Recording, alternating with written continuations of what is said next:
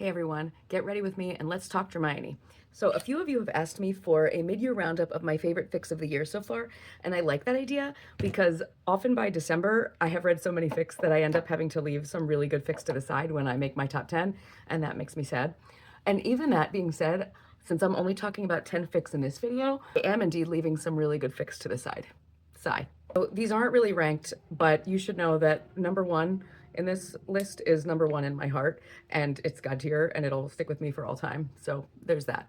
Let's start with number 10, which is Not With a Bang by Miguel, which I recently read and made a video about that you can watch if you want to know more about it.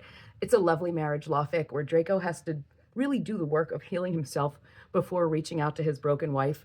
But it's just a gorgeous story about healing and about being there for someone in the right way. And there is a lovely podfic of it by Wizard Wheezes that's available on Spotify. Number 9 is going to be Numberland by Axiomea.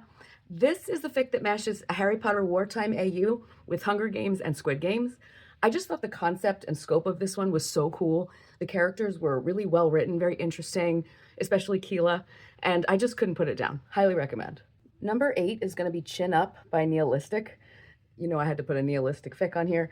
This one is just a sexy, action-packed, unhinged good time. If you've not yet dipped your toe into Dramione, let this one be your foray.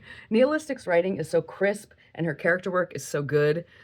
It's just top-notch, no notes, no cap. And also, I never did a song pairing for this one, and so I had to do Creep by Radiohead. I don't care if it hurts. I want to have control. I want a perfect body. I want a perfect soul.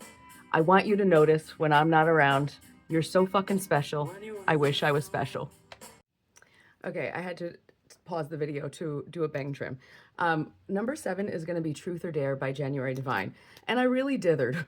I love that word, dithered. Over whether to put this one or Courting Season on this list because honestly, both were fantastic and I'm really glad to have discovered January's writing this year. I went with Truth or Dare only because it has like a little more of an epic feel and a broader scope and just a delightful unhinged quality that I always cherish in a Dramione fic. If you like spice and a fast-moving story, any January fic is your girl. This one's really fun.